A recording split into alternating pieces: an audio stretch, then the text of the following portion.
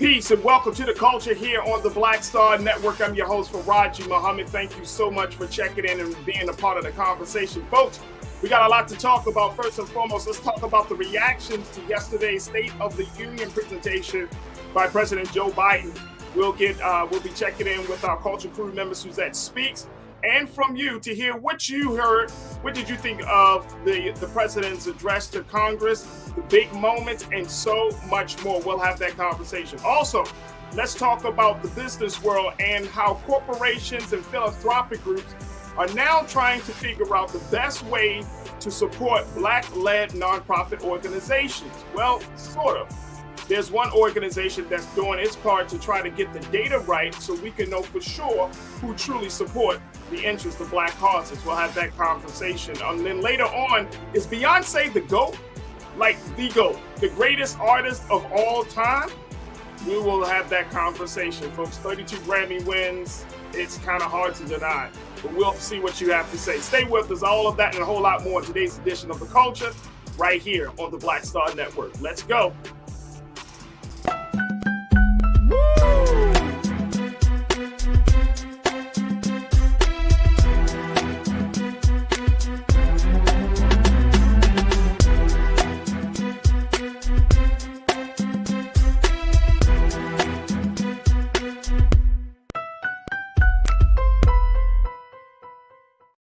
Folks, welcome to the culture here on the Black Star Network. I'm your host, Farajii Muhammad, and thank you so much for tuning in. Happy Wednesday. It is hump day, and hopefully you are getting through your week very, very well. Folks, I'm very excited about the conversations on Wednesday because I'm joined by my colleague, my sister, Suzette Speaks, who is the attorney and TV host, and we have some great discussions about what's going on in the world of politics and the culture and all of that good stuff. So she's going to be joining us in a moment. But today, folks, we're going to hear from, we wanted to start the conversation off talking about the big presentation, the big speech coming from Washington where President Biden had addressed the joint sessions of Congress yesterday in a very interesting State of the Union, which was peppered with calls and shouts and with groans and boos and claps. I mean, it was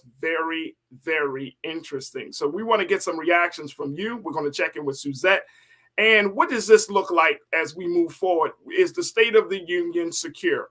All right, folks, let me just share with you very quickly. Then I'm going to go to my sister Suzette. We got a couple of clips from President Biden. Now, as we have this conversation, the big thing, of course, for our interest is how the president presented some of the big concerns facing Black folks. And that has been one of the big things, right? Is the president going to address us as part of this a part of his speech? And he did to some degree. But let me just share with you a little bit of what President Biden said, and then we'll talk about it. Stay with us. Here's President Biden now. COVID left its scars, like the spike in violent crime in 2020, the first year of the pandemic.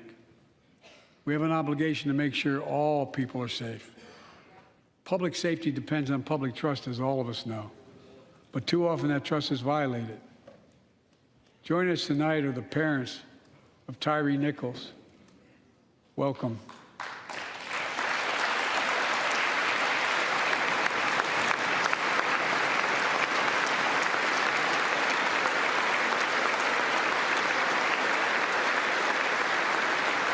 We had to bury Tyree last week. As many of you personally know, there's no words to describe the heartache or grief of losing a child. But imagine if you lost that child at the hands of the law. Imagine having to worry whether your son or daughter came home from walking down the street, or playing in the park, or just driving a car. Most of us in here have never had to have the talk that brown and Black parents have had to have with their children. Bo, Hunter, Ashley, my children, I never had to have the talk with them. I never had to tell them if a police officer pulls you over, turn your interior lights on right away. Don't reach for your license.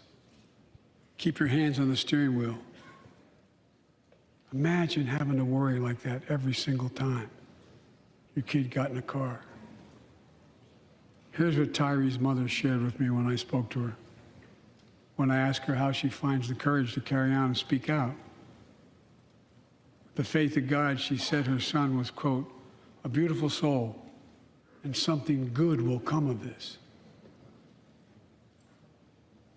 Imagine how much courage and carry that takes. It's up to us, to all of us. We all want the same thing. Neighborhoods free of violence. Law enforcement who earns the community's trust. Just as every cop, when they pin on that badge in the morning, has a right to be able to go home at night, so does everybody else out there. Our children have a right to come home safely. Equal protection under the law is a covenant we have with each other in America. We know police officers put their lives on the line every single night and day. And we know we ask them in many cases to do too much, to be counselors, social workers, psychologists, responding to drug overdoses, mental health crises, and so much more. In one sense, we ask much too much of them. I know most cops and their families are good, decent, honorable people, the vast majority. But they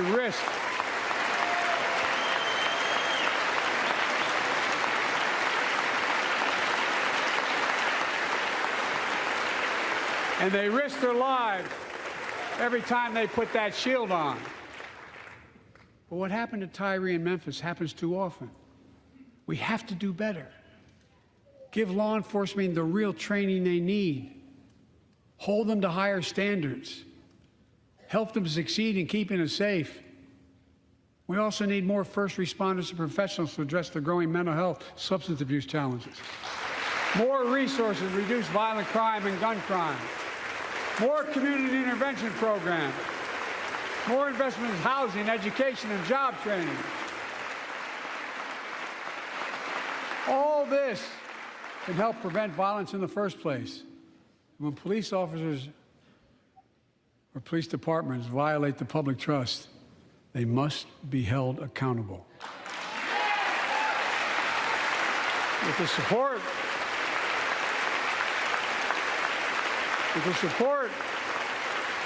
of the families of victims, civil rights groups, and law enforcement, I signed an executive order for all federal officers, banning chokeholds, restricting no-knock warrants, and other key elements of the George Floyd Act.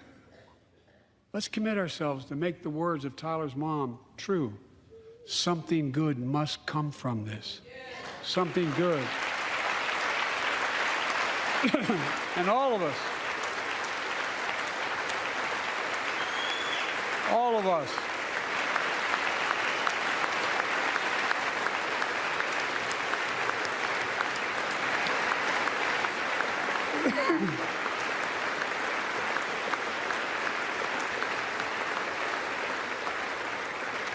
folks, it's difficult, but it's simple.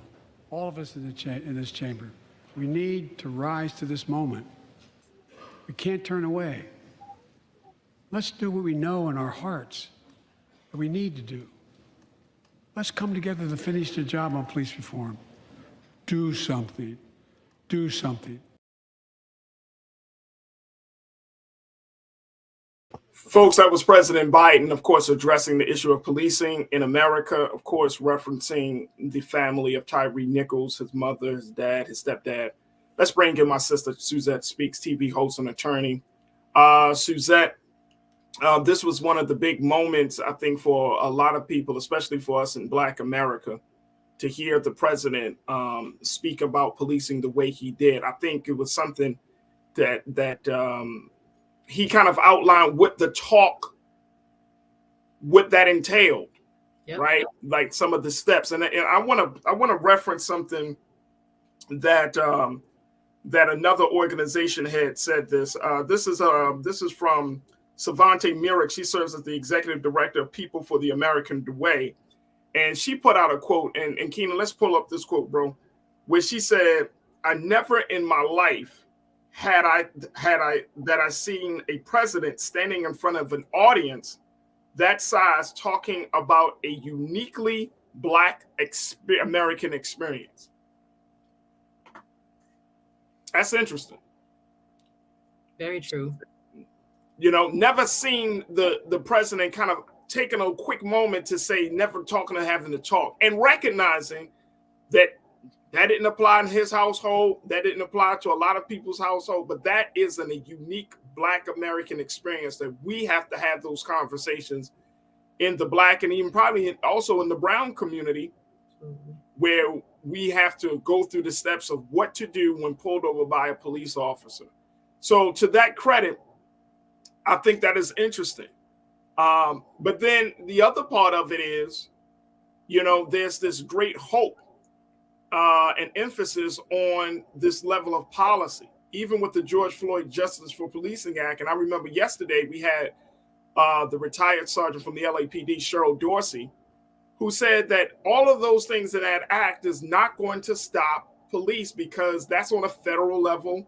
It's not on a state level. It's not on a local level. There are still some big things that have to be done on those levels in order to make that act significant. What do you make of this? Well, first and foremost, good afternoon, everybody. Shout out to the Culture Crew, everybody watching, and those on Team Replay. Thank you for having me, Farajii. It's always great to be here and share my thoughts. I did watch the State of the Union, and let me tell you, I don't know, with all due respect for Mr. President, he was invigorated last night, okay? This is not a Joe Biden that I have seen in recent memory. He came out swinging. He came out strong. He looks confident.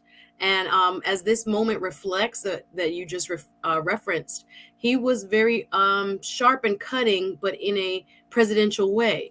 When we hear from the bully pulpit, the way we heard last night about things like the talk that are specific to our community, I think President Biden was trying to make an extremely poignant statement that this is not something that is going to be tolerated if he can help it, but more so that the majority of our country, those who are also, you know, a part of this American tapestry, know that this is a really serious problem and that it needs some sort of governmental intervention. So I applaud him for that historic moment. I think a lot of people were moved by it. It was something, again, that you don't really hear on a national stage from a president, you know, in this fashion. So I thought it was a major move, and it was well received across different demographics who watched the speech. I think it's interesting as well. And there is I think, and we got to take a quick pause, but when we come back, there was a surreal moment in just that moment that I saw, and I felt a little bit, and I want to share it with you, Suzette, and with our online culture crew, because as much as that moment was big, it was a little bit like, I don't know. And I'm going to explain myself, folks. I'm going to explain myself. So look, stay with us. We got a lot to talk about as we kick off the conversations today, giving your reactions to the State of the Union from President Biden. Stay with us. We got a lot to talk about here on The Culture, right here on the Black Star Network.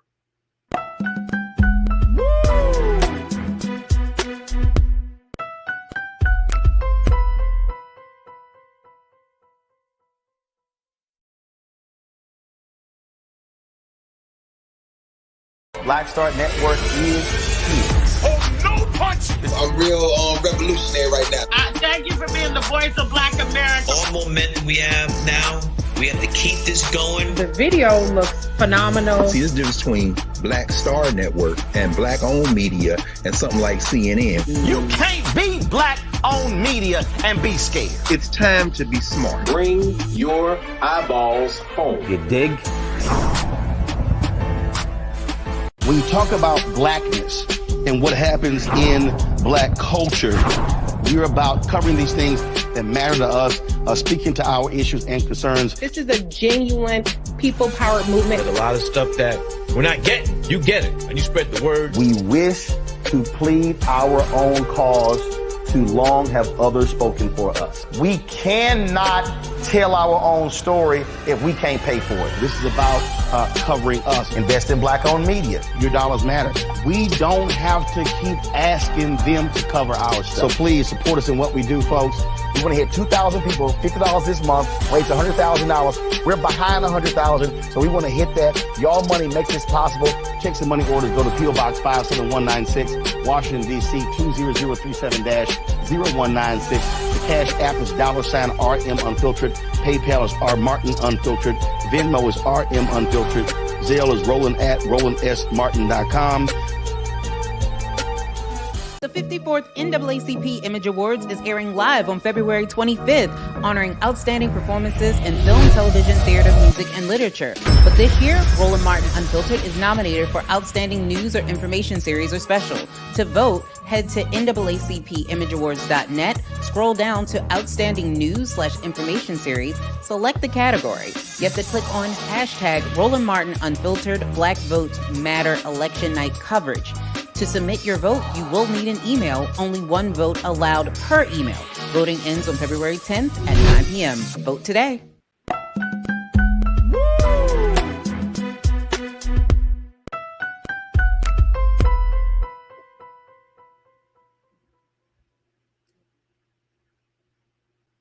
Folks, welcome back to The Culture. Here we have been talking about the State of the Union, getting reactions to what the president said last night, and a very historic address to the country and to members of Congress, as the president outlined some very deep ideas and more importantly, some things he would like to see America move forward on. But the big conversation now is about his stance on policing, as the president outlined, what it means to have the talk.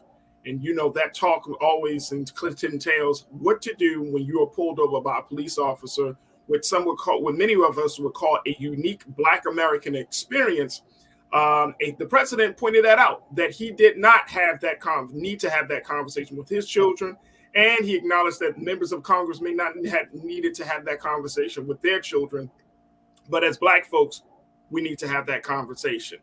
Also, the presidents had welcomed the family of Tyree Nichols. His mother and his stepmother were present for the address. And so it opened up the conversation about Black police brutality, and again, of course, about how the government can intervene in a situation like this with the George Floyd Justice for Policing Act. All right, let me get back to my sister Suzette Speaks. Suzette, here's the moment that I think was a little and I know this has probably gone over some folks' heads, but I'm starting to think this way, Suzette. So ride with me on this one, all right? I want to make sure that our people in America don't use the victims, the families of the victims of police brutality, as celebrities of Black pain. It was a little surreal for me, and just in that quick couple of seconds, to see people clapping for two Black parents for a son who was viciously beaten to death on camera. And it just felt like it was more of that's what you're quote unquote, and I know I hate to use this terminology, but I'm just trying to convey it. That's what you're going to be quote unquote known for. You're known for the parents of the Black man that was beaten viciously on camera. And there's this kind of surreal thing, you know what I'm saying? It wasn't like a solemn moment. It was yes, you're here. Yes. And it's almost yes, you're still operating, you're still functioning, you're still pushing on through your day to day. And I think that's part of it. It's we applaud you for that, but I don't know if that is the best response, because claps can sometimes be misinterpreted as some level of approval, right? Claps can sometimes be misinterpreted as, I don't know. It just seemed kind of weird. I don't know, and I might be way off. And I know sometimes I'm thinking about these things. Oh yeah, maybe Farajii, you're not there. I don't know. It just felt a little weird to me. Yeah, I definitely can see your point of view, and I do think that moment is open to interpretation. I will say, and I'm no body language expert, just looking at her there, watching her last night, as you guys have just seen on that clip, her body looks tired. Her body language was still a woman who is mourning. She just buried her son.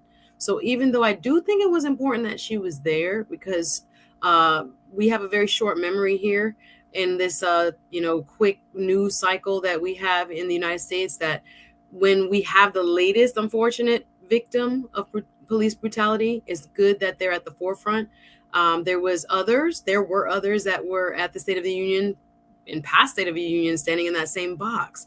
So I hear you when it comes to, is it trivializing it? Is it creating this kind of, yes, this idea You know what I'm that saying? Like it's we're not happy. And I think that, again, it's open to interpretation. Some people can be trying to show through their applause, support and love and honor them in their tragedy. But I do understand where you're coming from when it comes to seeing people in that box and what they represent. There were other Black people there that were sitting in the First Lady's box, but we always seem to have a person with this type of experience, and it's sad and it's conflicting. I get what you're saying when it comes to, well, is this the representation that we want?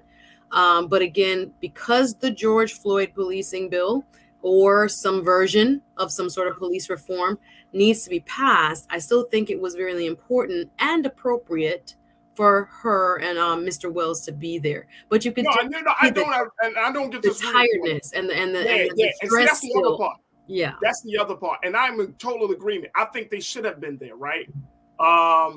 So that president, and I know, I mean, it's politics. It's some level of performative political theater that's there, right? You got the families there. You want to show that level of solidarity. But let's keep it real. And I know many of you checked out Brother Roland's coverage of the State of the Union. Y'all check it out because it's absolutely dope.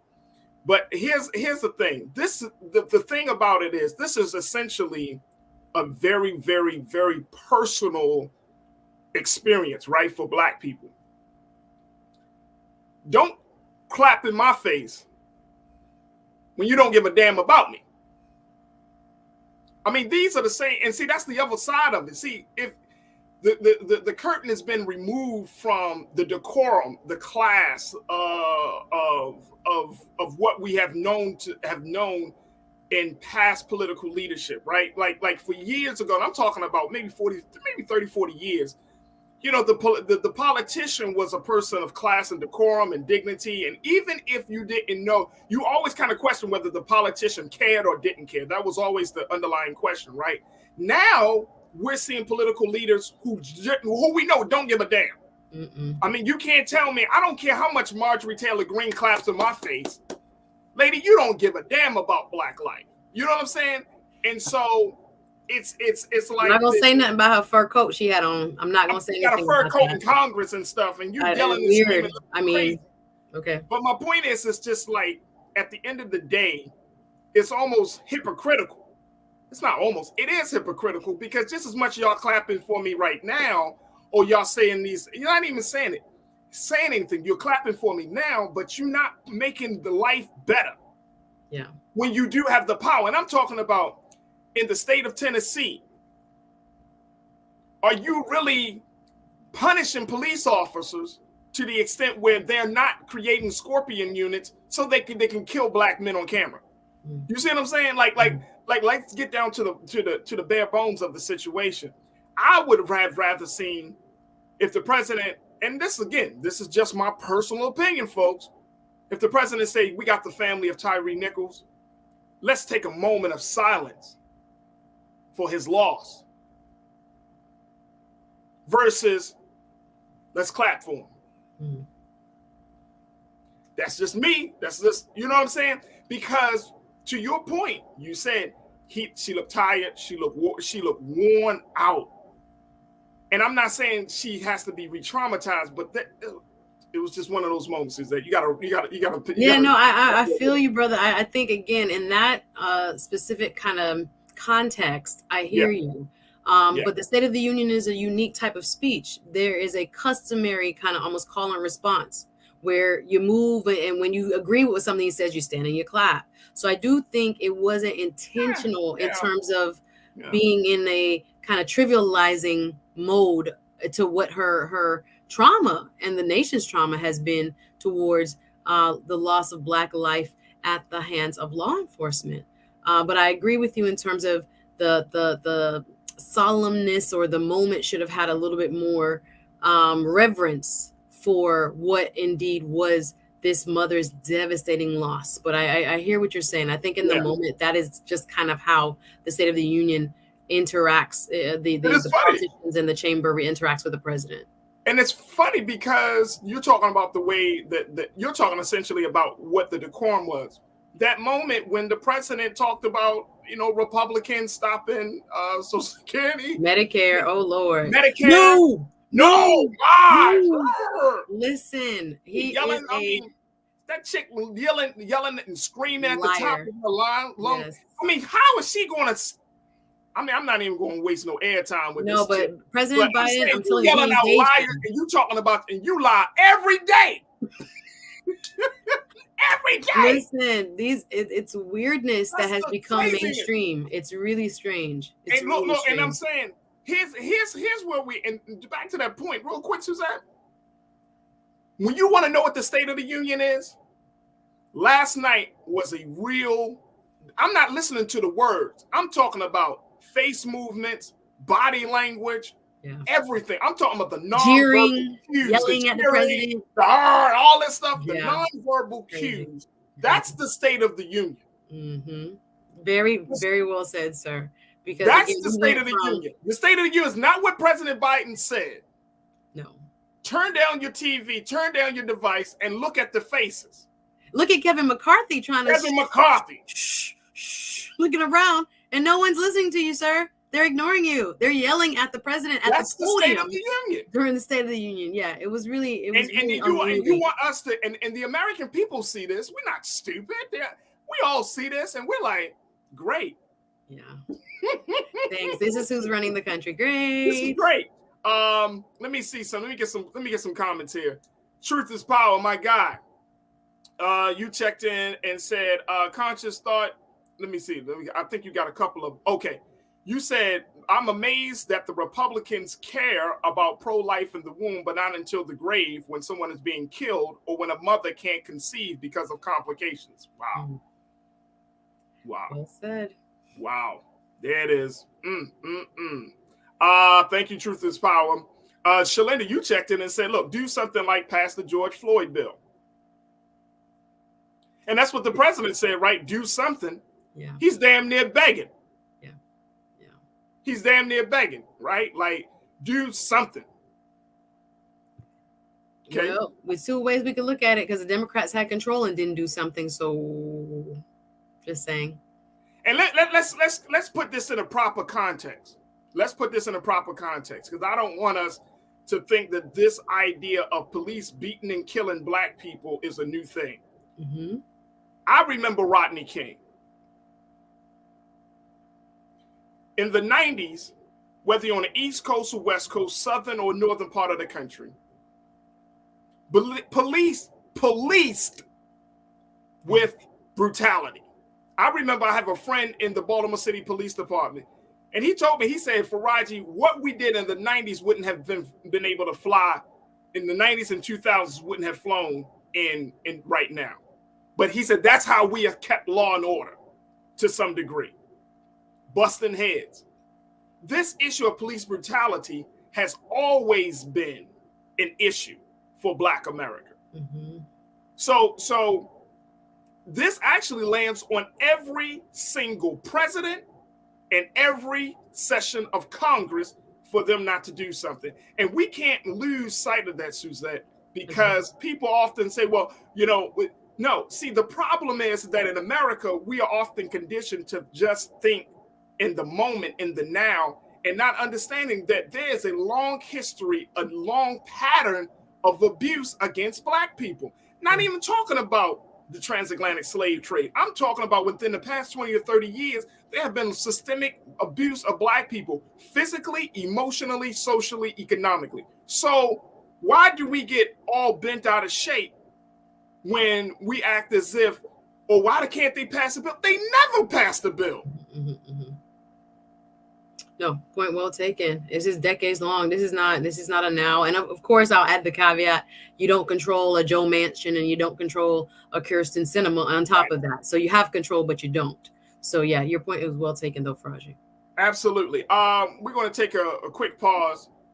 Very quickly, let me get my sister Karen. She said, my feeling is Biden knew he had to speak up and speak out about the talk and matters important to Black people.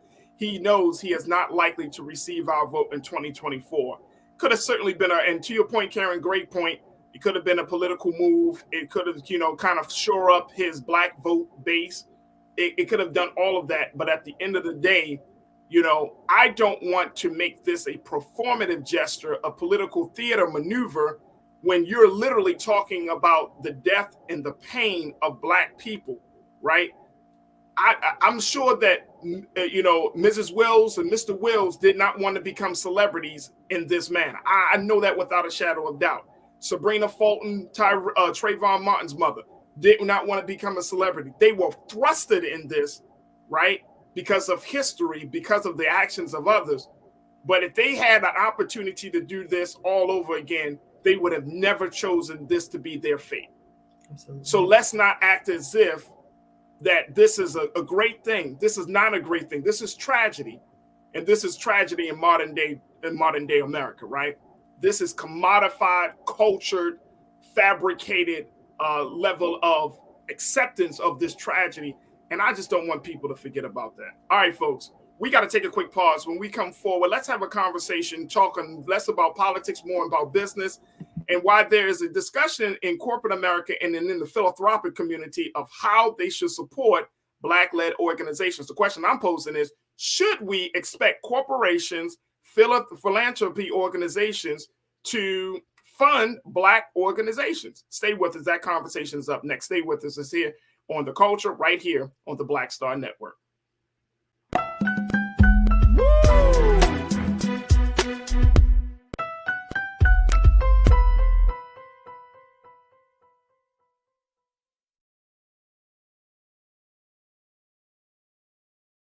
Hatred on the streets, a horrific scene, a white nationalist rally that descended into deadly violence. White people are losing their damn minds.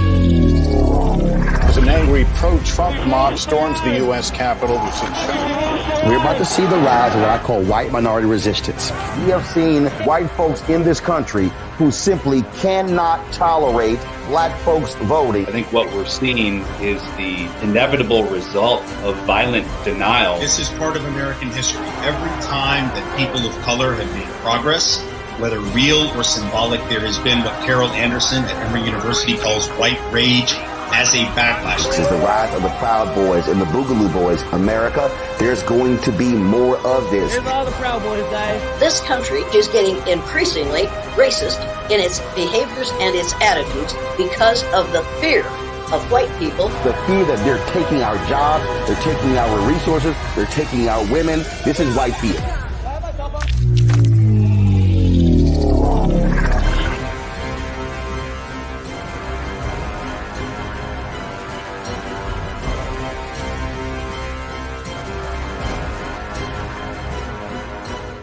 Black Star Network is here. Oh, no punch! I'm real revolutionary right now. Thank you for being the voice of Black America. All momentum we have now, we have to keep this going. The video looks phenomenal. See, there's a difference between Black Star Network and Black-owned media and something like CNN. You can't be Black-owned media and be scared. It's time to be smart. Bring your eyeballs home. You dig? The 54th NAACP Image Awards is airing live on February 25th, honoring outstanding performances in film, television, theater, music, and literature. But this year, Roland Martin Unfiltered is nominated for Outstanding News or Information Series or Special. To vote, head to NAACPImageAwards.net, scroll down to Outstanding News/Information Series, select the category. You have to click on hashtag Roland Martin Unfiltered Black Votes Matter Election Night Coverage. To submit your vote, you will need an email. Only one vote allowed per email. Voting ends on February 10th at 9 p.m. Vote today.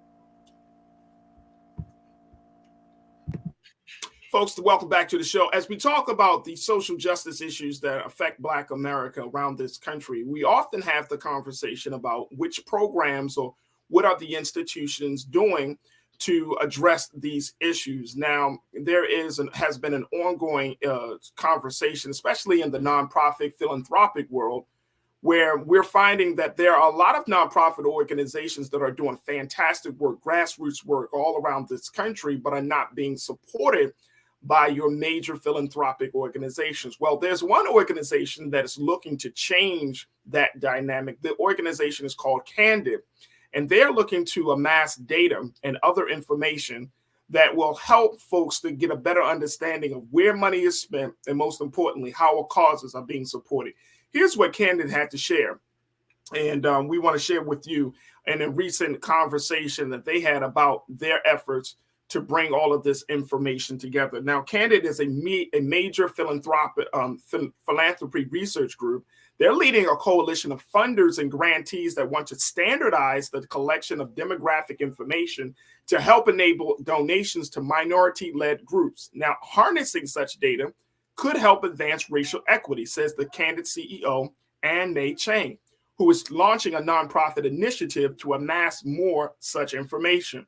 Now, according to a 2022 survey by the Nonprofit Finance Fund, they found that white-led nonprofits were more likely than minority-led groups to receive corporate donations. The donations to white-led nonprofits were also nearly twice as likely to be unrestricted gifts, allowing them to use the grants however they see fit rather than for specific programs.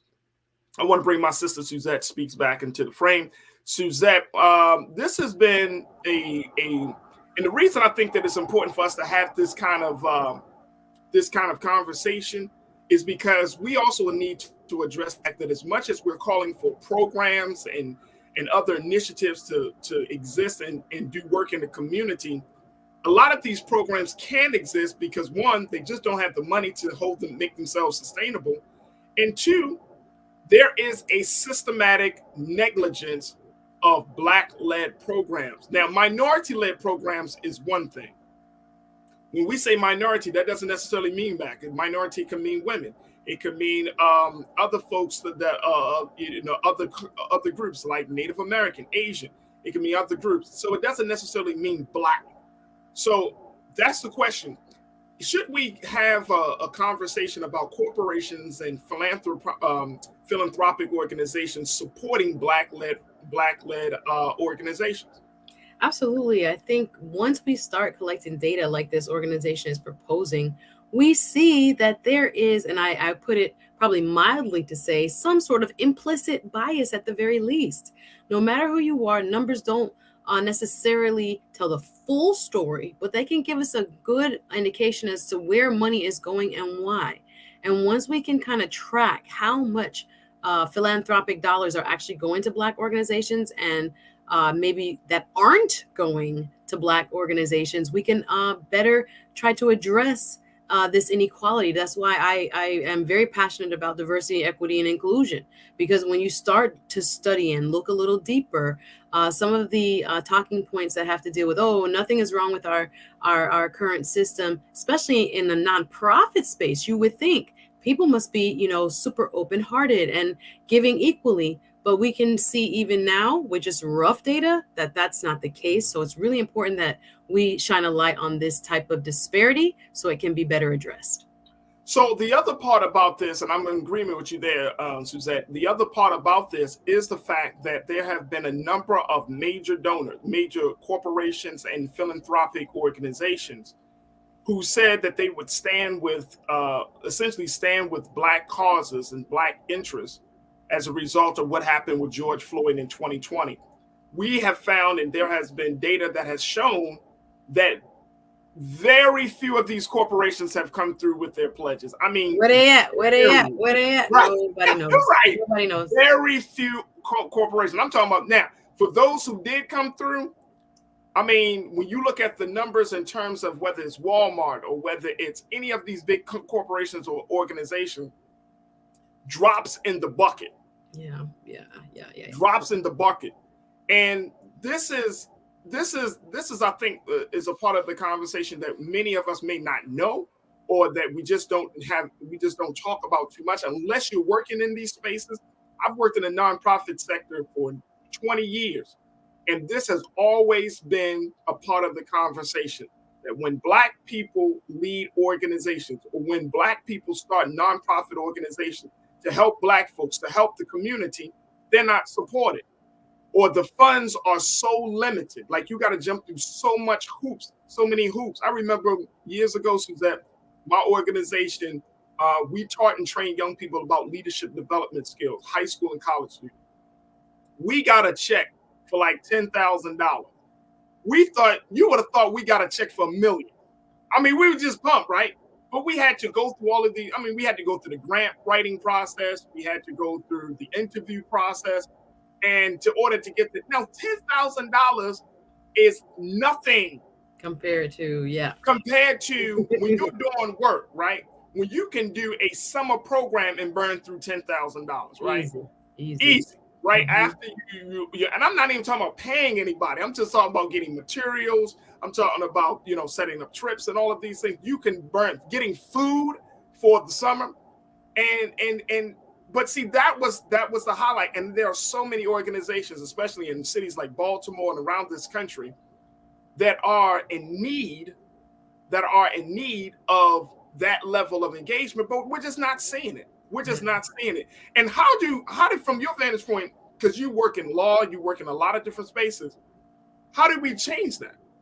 Well, I do think we have to bring this to the fore, because I think there's an assumption, because of good marketing, Farajii.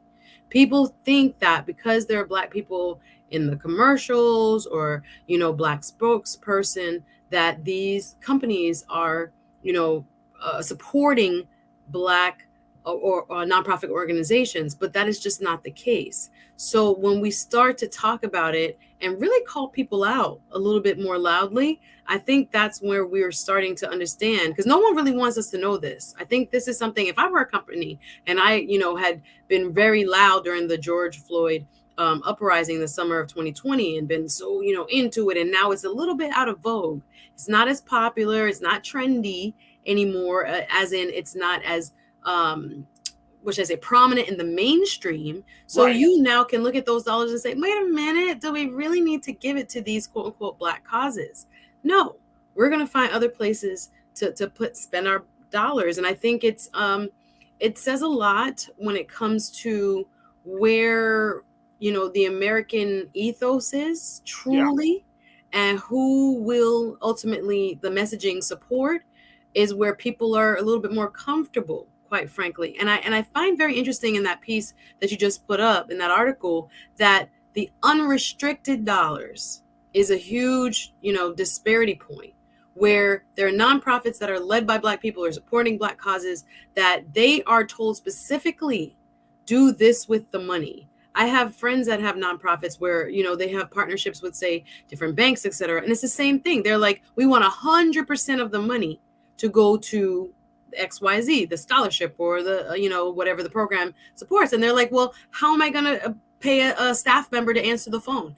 Who is going to build the website? Who is going to do all these other things that have, costs associated with them? So you end up doing a lot more volunteering within or in-kind services in Black organizations, where we're not seeing the flow of actual capital. So I'm grateful that organizations, like this are kind of spelling it out, because no one would believe it, because we see so much quote unquote diversity when it comes to the marketing. But it's really telling. And I think we should still kind of move in this direction of trying to figure out who's who and who's giving what where, and putting it on blast so that people will understand. And I'm glad that you brought that up. And we got to take another pause. When we come forward, I'm going to put a little bit of a call to action to us as a culture, as a people, and for our culture, because there is another part of this conversation, right, that I think that we can't miss, and the fact that we cannot wait on the likes of Mackenzie Scott, Jeff Bezos' ex-wife, who has given away. She's doing a lot. I'm gonna share with y'all, like, real talk. I'm gonna say I'm seeing Mackenzie Scott is the real deal. Like, there's a part of this that we can't overlook as we have this conversation about funding Black organizations. Folks, stay with us. We got a lot to talk about. Stay with us. We're going to more with you. Make sure you post your comments in the chat as we're streaming on YouTube, Facebook, and Black Star Network. And of course, stay tuned in. It's The Culture here on the Black Star Network.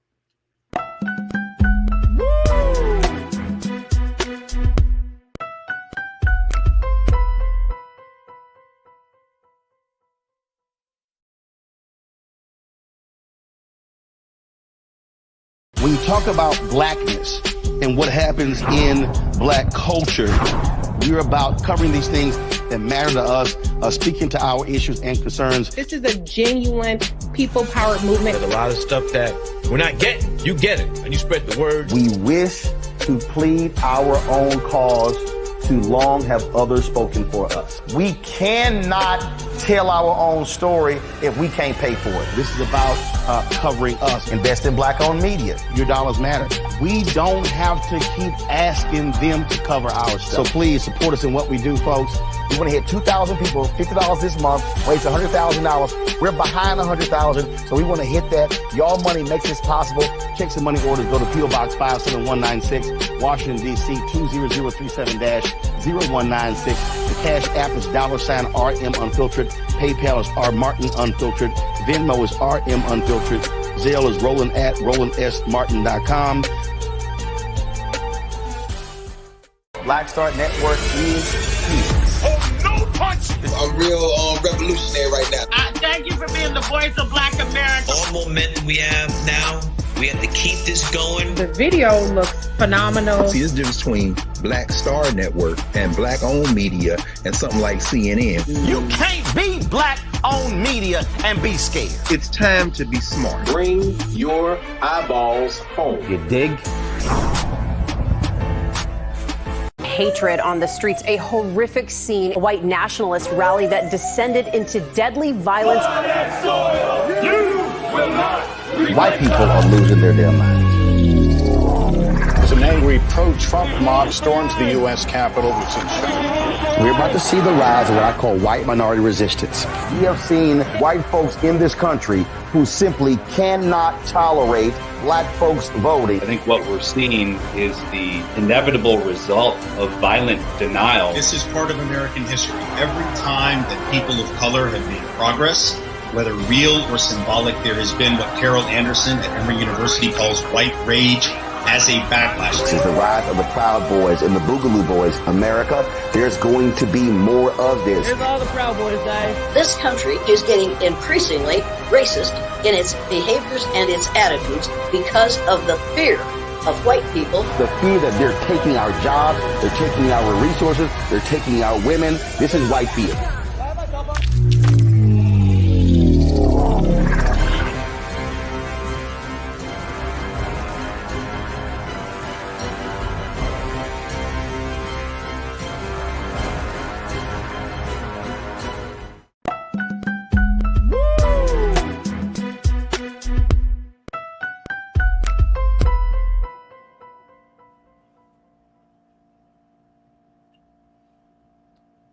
Folks, welcome back to the show. We've been talking about funding Black organizations, how one nonprofit organization, Candid, is trying to do their due diligence of amassing more demographic information so that way the public can understand and see where money is going from major corporations and philanthropic organizations as it relates to their cause, as it relates to their pledging for various causes. As we're seeing more and more over these past few months, there have been a number of corporations and organizations who have pledged that they would help and fund and support Black-led organizations, but those pledges are not fulfilled yet.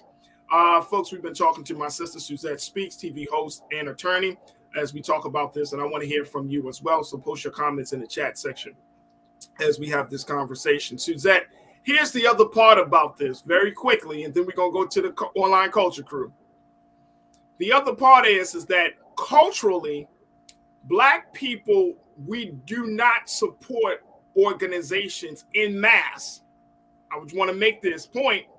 Culturally, outside of the church or the faith-based institutions, the idea of us, say, You know, we might go to a quote unquote Black Lives Matter or something even smaller, or some nonprofit event, and we may not even support that. Now we might put something in the bucket, but I'm saying en masse, it's still a cultural, it's still pretty new to the culture for us to put money into the basket for a nonprofit organization. It's still new for us to talk about a Black-led initiative. We're happy to volunteer. We might give up our time, but to put money on the table, that's a different level of commitment. And I'm seeing it. I have seen it for years. We can talk about what programs need to do. We could talk about what groups need to establish in the community. But the problem is that we ourselves don't support those efforts. Can you speak on that? I think there are a confluence of things going on there. And I don't think there's like a one size fits all answer as to why. I know, for example, I have worked on, in full disclosure, the Biden campaign. When he ran, I was paid staff. And even to get volunteers here locally from Miami and throughout South Florida was very difficult, because I think of one contributing factor is economics. So you have some people who do have it, Farajii, honestly, well off and well-to-do, and could spare some discretionary income and donate. But you have a good number of people who are very much, working families who might not be able to contribute as a, significant giver to some of our organizations. I do think there is some level of apathy when it comes to smaller organizations. Now, when we want to, we give. When I look at the GoFundMe for Tyree Nichols' family, and I'm so happy about it, the one that's linked to, I think it's on Attorney Ben Crump's Instagram page, 5 million, 4 million the last time I checked, within 10 days. Not even, it hasn't even been up that long. So when there are causes that we're passionate about, same thing with Black Lives Matter. We have these, highly concentrated, highly visible organizations or spaces that we focus on outside of the religious context. But I think for some reason, and again, we could have a deeper discussion on that, the economics of it stands out to me, where there are people that might not be able to give, but they give at church, they give at the mosque, they give at other places. So I don't know. They're giving that 10%. So I don't know, but we have this in our mind. I'm not sure, but we could. That alone could be its own discussion. But we're stuck in some ways, in kind of like, we can volunteer, but we're not going to necessarily be able to write a check as freely, or as maybe even willingly, some might say. And I think part of that, Suzette, is because we often emphasize the volunteer part, right? I mean, and I'm not, look, trust and believe. I've been doing social media, social justice work and nonprofit work. Volunteering your time, taking an hour or two on a Saturday to give away some food, to give away some clothes, to do something. That's not a real big deal, in the sense of, that's not a burden on your time, right? But giving money consistently, and this is what I'm talking about, this consistent money. I worked at a radio station at Morgan State University in Baltimore. And one of the things that we did was drives, annual membership drives. And the idea of Black people giving money to a radio station was foreign to a lot of people. Now, we've done these drives ever since the radio station's inception 43 years ago. But every year, Black people will say, well, I listen, but why do I have to give? Doesn't my tuning in, and it does. And it does. Yeah, tuning in helps. But at the end of the day, this thing got a signal, it got staff, it got building costs, blah, blah, blah, blah, blah. So it's that part of the culture. All right, let me go to very quickly to a couple of our online culture crew. Sean Ryan, you said it's best to get into marketing with nonprofits, such as advertising, to get the word out. That's fine. Mm-hmm. That's fine. We don't mind, and we don't mind sending out a tweet or posting something about a nonprofit. But if you look at where we are, and I'm talking about funding, not just Black organizations, we can also have this conversation about funding small business owners, right? Black businesses. That part is still foreign. Like you mentioned there's a confluence of factors. I think there's trust factors. Yes. especially when you're talking about Black organizations. We don't trust each other enough to give our money to believe that this person is going to use the money the best way and the most appropriate way. There's a huge trust factor. Sean part Ryan, of it too. Yep. Appreciate it. Shalinda, you said this, yeah, but securing capital is a big challenge for us Black entrepreneurs with the less access to banking in Black communities and a history of discrimination lending practices. Roland talks about this often. Absolutely. Absolutely. But here's the thing, though, Shalinda.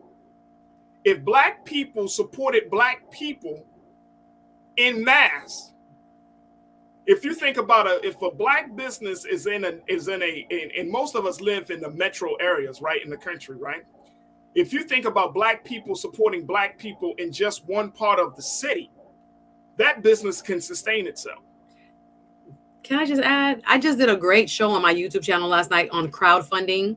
Go check it out, because what he's talking about is our ability to crowdfund. Like I said, when there are places that we really care about and causes we're really, really touched by, we move. But in the macro level, we had the Sunday dinners, the chicken dinners, the fish fries, the cookouts for the funerals, for the church building fund and whatever. We understood the power of collective economics. In years gone by, it was like a part of us in terms of our cultural, attitudes. But for whatever reason, and Farajii, again, a contributing factor might be that across the board in American society, maybe the idea about who's important to give or whose responsibility it is to make sure, civil society and organizations that help do good in our community are supported. Maybe there are attitudes that we have in the Black community and across the board as Americans that, no, I have my own problems. Someone else is more, equipped to go help that organization. I have a family, I have kids, I have bills. But no, it's the same,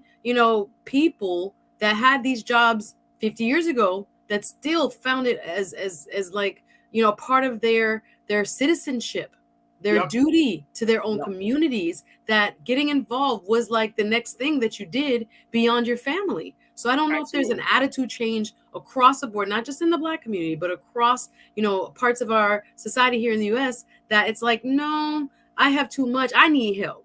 So if y'all need help, don't call me. And I had that conversation several times when I was recruiting volunteers.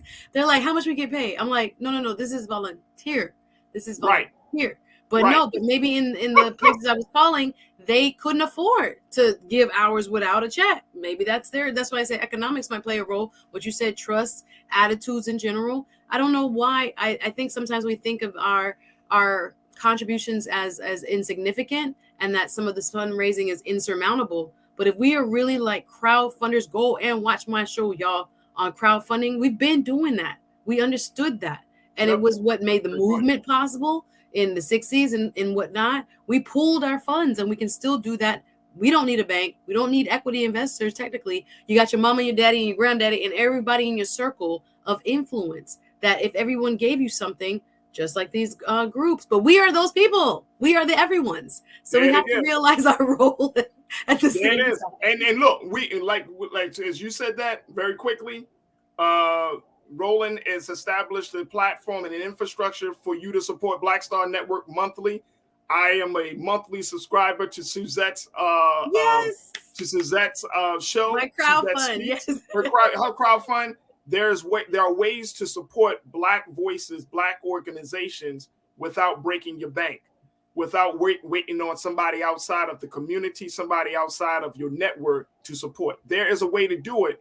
You just got to put your money where your mouth is. Folks, we got to take a quick pause. When we come forward, let's talk about Black History Month. 1 week into into Black History Month for 2023, and the theme has been Black resistance. I'm asking the question, how have you been living your life in a state of resistance against the system? We'll have that conversation. And then later, we'll check in and ask the question, is Beyonce the GOAT, the greatest of all time? Stay with us. Those conversations are up next here on The Culture on the Black Star Network.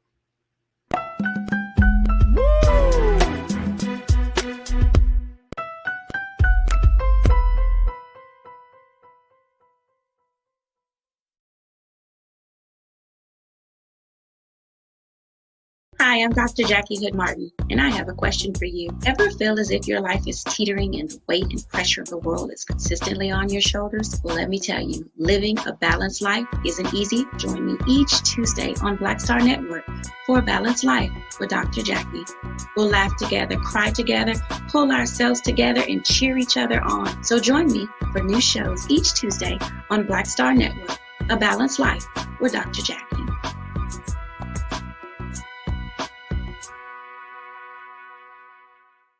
Black Star Network is here. Oh, no punch! I'm real revolutionary right now. Thank you for being the voice of Black America. All momentum we have now, we have to keep this going. The video looks phenomenal. See, there's a difference between Black Star Network and black-owned media and something like CNN. You can't be black-owned media and be scared. It's time to be smart. Bring your eyeballs home. You dig?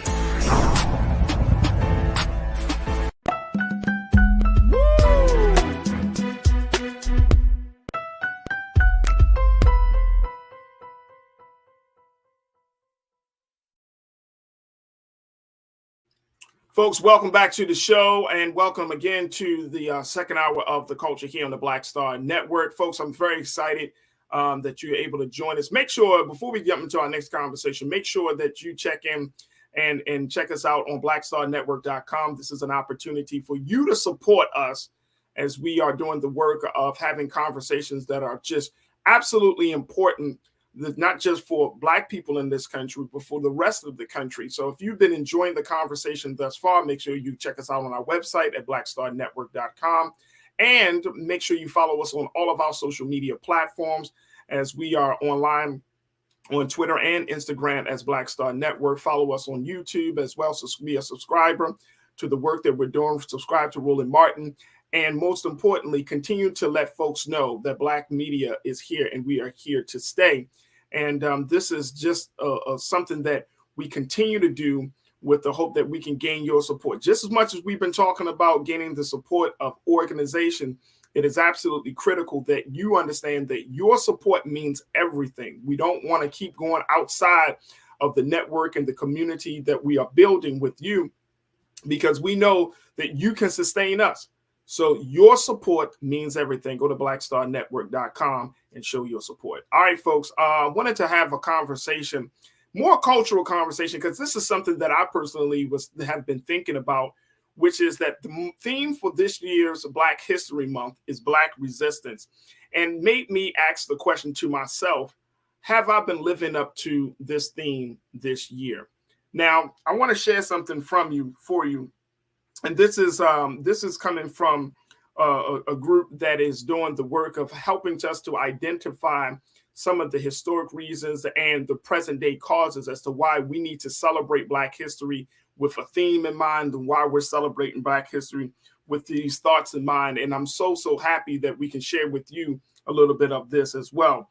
But this is coming from the group, the Association for the Study of African American Life and History. And here's what they have to say about this idea of this year's theme for Black resistance. Take a look at this, folks.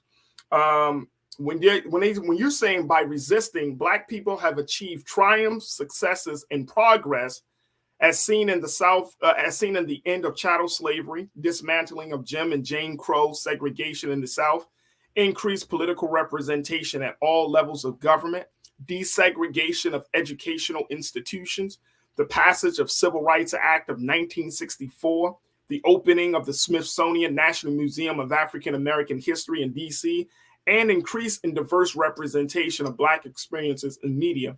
Black resistance strategies have served as a model for every other social movement in the country. Thus, the legacy and importance of these actions cannot be understated.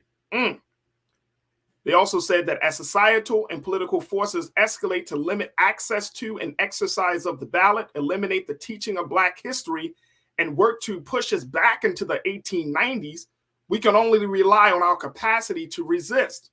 The enactment of H.R. 40, the John Lewis Voting Rights Act, the Breathe Act, and the closure of the racial wealth gap is not the end. They too will require us to mobilize our resources, human and material, and fight for freedom, justice, and equality, self-determination, and or social transformation. This is a call to everyone, inside and outside the academy, to study the history of Black Americans' responses to establish safe spaces where Black life can be sustained, fortified, and respected. Again, folks, this is coming from the Association for the Study of African American Life and History that was established back in 1915. I want to bring my sister Suzette Speaks back into the frame as we're asking the question, something that I had to ask myself. And I said, Suzette, let me ask my crew. I'm going to ask you. Let's just go internal for a minute. Yes. After this first week of Black History Month, how have we shown our resistance? What have we done? Now, here's the thing. It's easy for us to be in a space of the negative. It's easy for us to be in a space of not doing something. It's much harder to be in the space of the positive. It's like when you talk to somebody, Suzanne, I'm sure you had these conversations where a person say, I'm a good person. See, I don't rob. I don't lie. I don't murder people. I'm a good person. But you're talking in the not. What do you do to show your goodness? Just using that as an example. You may not do those things, but do you help the poor? Do you volunteer your time? What do you do in the opposition of the not? So when we talk about resistance, we often talk about, going against something, but I want to have the conversation about what are you doing that is for something? No, Farajii, this is deep now. I had to go ahead and look into myself and think about it. Now, I volunteered on MLK Day, right? And then I looked at what am I really doing, and I put in the chat just now. Shout out to the chat, great conversation going on. When we talk about resistance, it can be both collective and it can be individual, as I look at it. And how you just posed a question, you're talking about collectively, and I'm thinking about, well, where have I made changes, or where have I tried to assert myself in ways that create space for Blackness or more equality? And I think I do that through my job as an attorney. It is easier to say, okay, well, that's where I have to fight. what are some of the restraints of law? And that's good.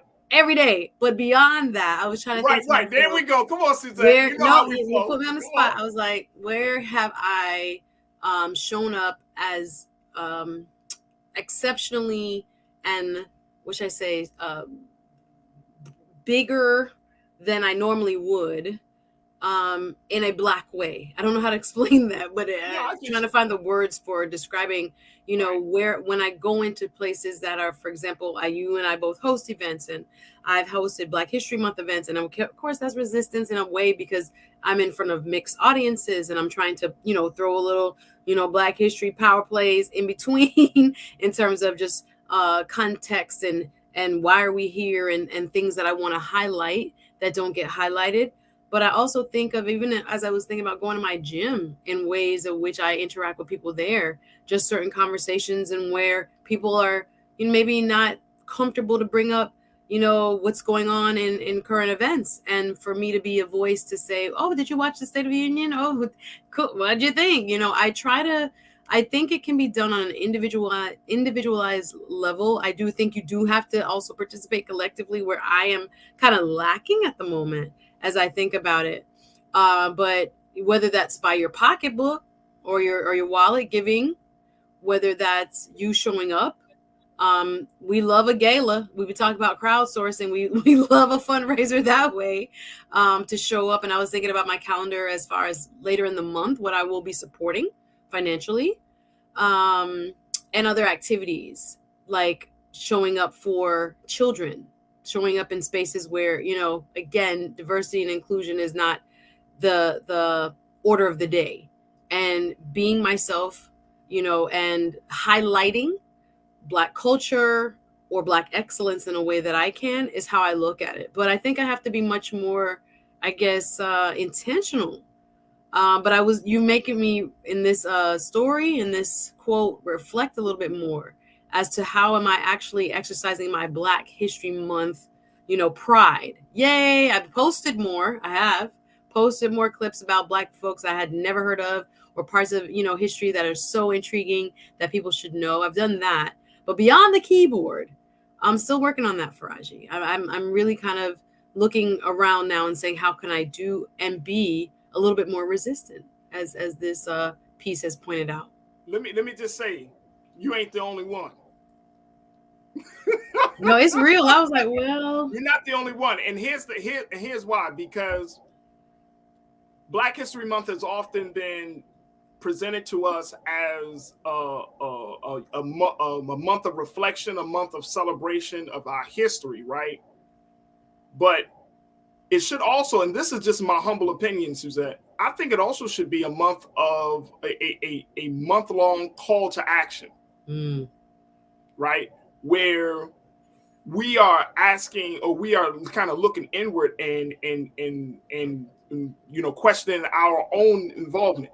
Like, it's easy, and I'm gonna just say this, and this is y'all don't get mad at me when I say this, but if you already are doing public service work, like the work that you do, you are a lawyer, you are doing in a lot of different spaces, that's already a level of resistance. We already understand that. You're a Black woman, you in law, you might be a part of a firm that's traditionally white. There's a level of resistance. So that's fine. But that's on the individual, like you said, that's an individual level. Then you have your community level. And that's all. I can always say, oh, well, I do this show and we talk about these things, so I'm doing a level of resistance, right? But this is in friendly spaces. Right. You know what I'm saying? Mm-hmm. Like the folks that tune into the show is they're tuning in because they already are inclined to a certain, train of thought, way of thinking, philosophy. So they're going to come. I'm talking about that level of resistance when we are kind of going into unknown territory and establishing this idea of Black thought. Now, how many of us are willing to take that journey? How many of us are making an intentional choice to walk that path? And starting this month, it could be that you go into a neighborhood that you don't necessarily going into, right? And establish some sort of relationship, community work, whatever the case may be. You know what I'm saying? It's essentially calling us out of our comfort zone, because we can all be like, I've had conversations, Suzette, and people like, yeah, man, I'm Black and I go to school, or I'm Black, man, and I'm not in prison. Like, you're like, great, that's easy. That's what you should be doing. Hello. It's like the Chris Rock joke, like, I take care of my kids. Yes, you should be. Like, yeah, no, we get lost. And I think what you're talking about requires greater intent and even sacrifice. Yes. Understand where we're needed cross town at that. Like, what are you doing this month that you would probably not have done, that you didn't do in January and you won't be doing in March? Like, where's the boundary pushing spaces or things that you are doing that where you're showing up being resistant? All right, let me go to a couple of our online culture crew members because people are checking in. I'm gonna take a couple of them. Then let me see what y'all doing. Come on now. Let me see. My sister Sandy, she said, not to be a Debbie Downer, but I think we get tired because our call to action is every day with the atrocities that are happening every day to our people. I agree.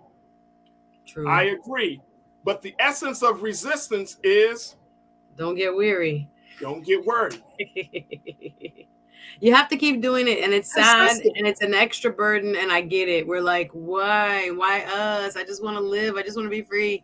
I hear you, Sandy. But it's also in order to get some of these people that we're seeing who don't seem to understand, our way of thinking, our way of life, our concerns, and so many of our concerns are also American just concerns. Being able to put food on the table, being able to pay your bills on time, being able to take care of your family, go on vacation, live in a crime-free area. We all want those things, but sometimes we are otherized. So even going across into another space that doesn't normally see people like us is a form of resistance. I hear you, Farajii. Now I got to figure out where I'm going to go. Absolutely. We got to take a quick pause. When we come forward, more conversation. How are you showing Black resistance this Black History Month? That's the conversation. We want to hear from you. Post your comments in the chat, and let's continue the discussion right here on The Culture on the Black Star Network.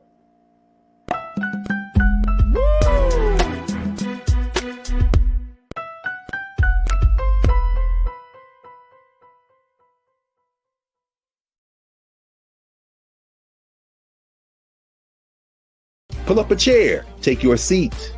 The Black Tape with me, Dr. Greg Carr, here on the Black Star Network. Every week, we'll take a deeper dive into the world we're living in. Join the conversation only on the Black Star Network. Black Star Network is here. Oh, no punch! I'm real revolutionary right now. Thank you for being the voice of Black America. All momentum we have now, we have to keep this going. The video looks phenomenal. See, there's a difference between Black Star Network and black-owned media and something like CNN. You can't be black-owned media and be scared. It's time to be smart. Bring your eyeballs home. You dig?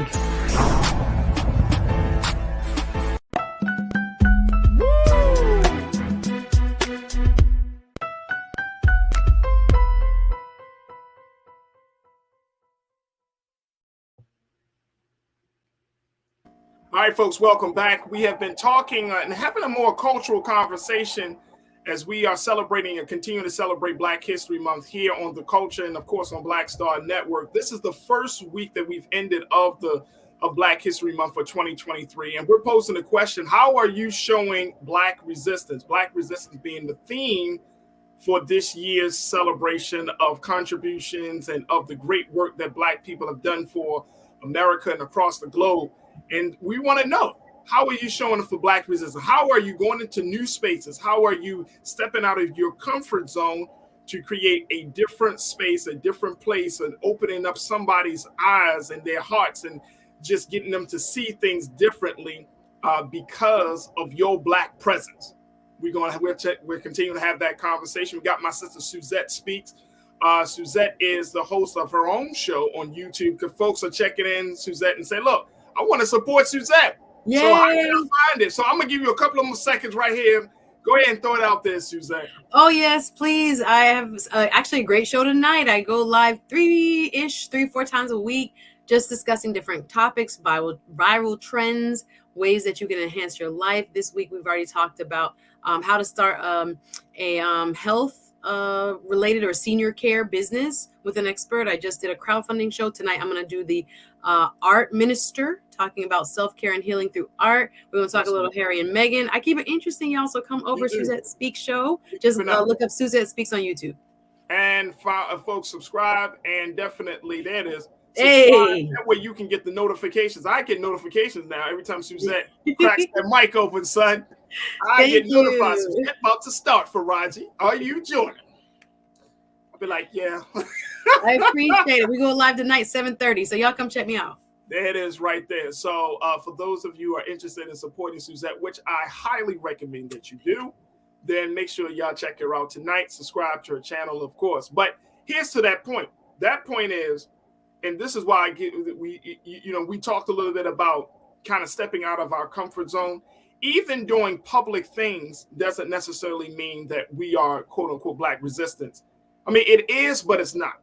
Okay. Because, this is something that we love, right? It's not as if you meant in this. No, in this work. This is natural to us. This is natural. This is something that we want to do. You know what I'm saying? I think when you're talking about Black resistance, you're talking about getting out of that comfort zone, right? There's a sense of duty. And there's a great sense of sacrifice. Yeah. You know what I'm saying? And I think that's the thing about us celebrating Black History Month, even looking at, over these next 3 weeks. Look at all of the heroes and sheroes that we have been celebrating and thinking, I'm just saying, and I try to keep my mind in this space, folks. So this is not just BS me talking. I think about, what did it take for Dr. King or Harriet Tubman or Sojourner Truth? Like, think about their thinking that they had to kind of put themselves in that they were under various circumstances, right, where they could have folded. Dr. Charles Drew, all these people, yes. He could have really capitulated to the circumstances and said, I'm not going to resist these circumstances. I'm just going to fold. I'm going to go into a corner. And look how they resisted these circumstances and essentially made history. And made a way for us. And so this question really comes out of that sentiment where we're like, how do we make a way for the next generation beyond us doing the things that we have already decided we want to do? How do we make a way for the next generation beyond what we're comfortable with doing? You know what I'm saying? Because their level of resistance wasn't just a Monday through Friday, off on weekends type of resistance. And I'm not saying we got to go out, start a movement and all that, but I'm saying this, if we want to change the condition of Black folks in this country, Suzette, we as Black people in this country are going to have to do more than what we're doing now. Each one of us. And I'm saying not all 40 to 50 million Black people in this country, because babies can't do it. But I'm saying for the adults, for the conscious thinking adults, each one of us going to have to ask ourselves, am I doing enough?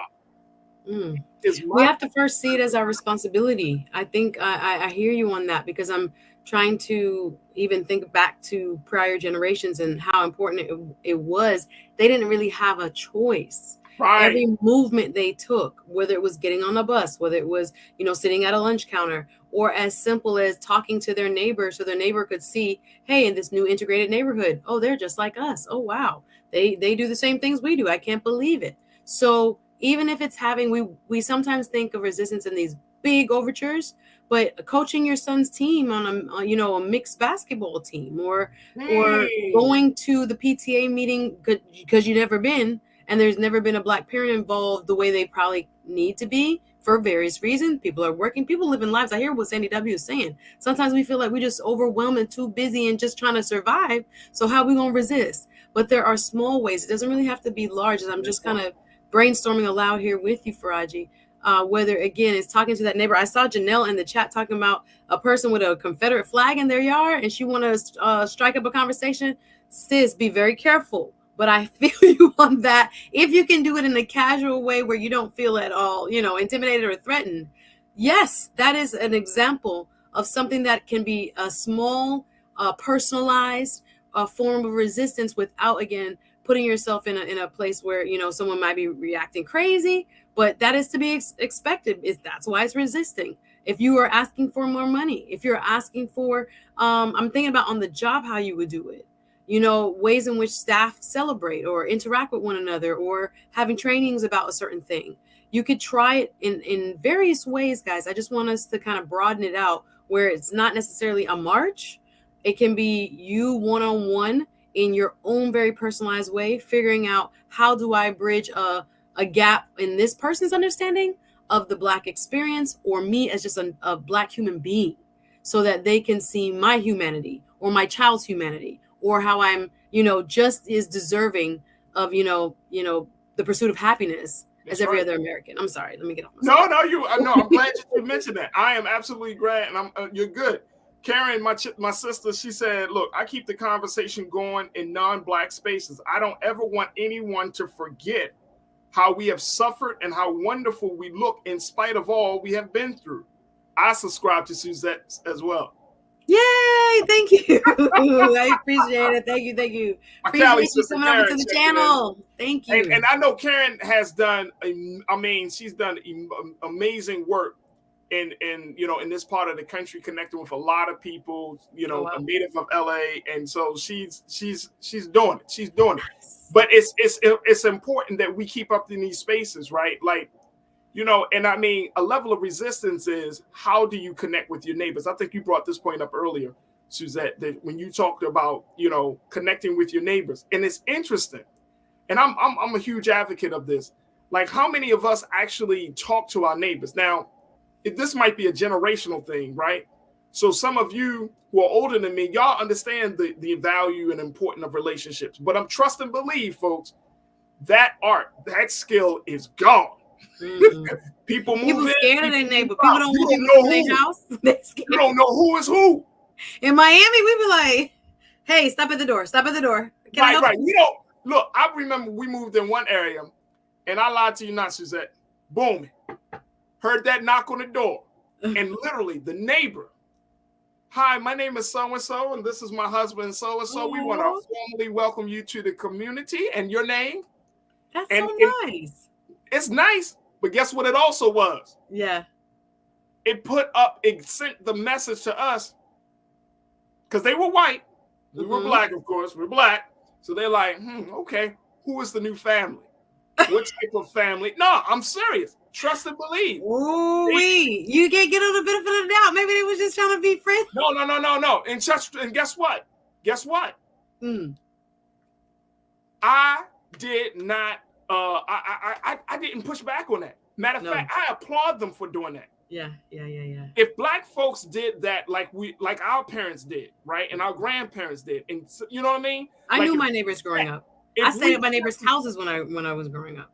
Like the older women put me on the school bus, looked out for me in the morning. If my mom wasn't home yet, I went over to their house. Right. Like, yeah. It was a communal thing. And like Keenan said, they asked the question, who them black folks over there? They like, hello. I'm serious. Hi, how are you? And but it's also, and they're trying to resist. They're probably internalized bias sometimes too, which you got to applaud them for trying. Like, it could be a check you out, but it could also be like, you know what? I would do this for every other neighbor as well. Let me do this for them. So we got to find those spaces where we can also push the envelope. And that made a world of difference. We built a great relationship with them. And when we built a relationship with them, it opened up the relationships with all the other white and black neighbors around us. Seriously. They checked you out. Then everybody was like, no, they're cool. Like, no, they cool. They cool. They cool. They all right. They good. That is so funny. He robbing banks with nonetheless, in the house. It's a good thing. He ain't moving no drugs. I know the feeling. Trust me. Knock, knock. Hello. Hi. Yes, I live here. Hi. Yeah, right. I know it happens. Packs in the backpack. You know what I'm saying? Like, no. So what do you do?